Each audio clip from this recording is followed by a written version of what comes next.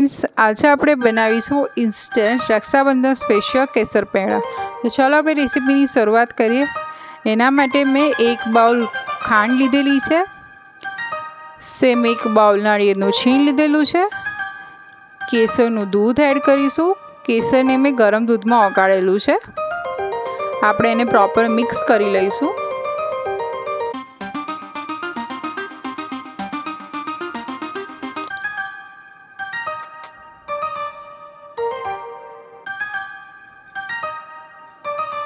હવે આપણે 1 bowl milk powder add કરીશું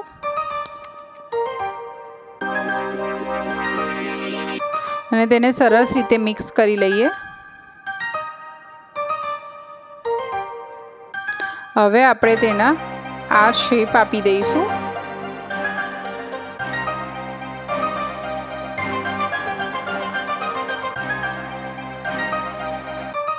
અને આપણે કેસર પેંડાને પિસ્તા અને કેસર વડે ગાર્નિશ કરીશું।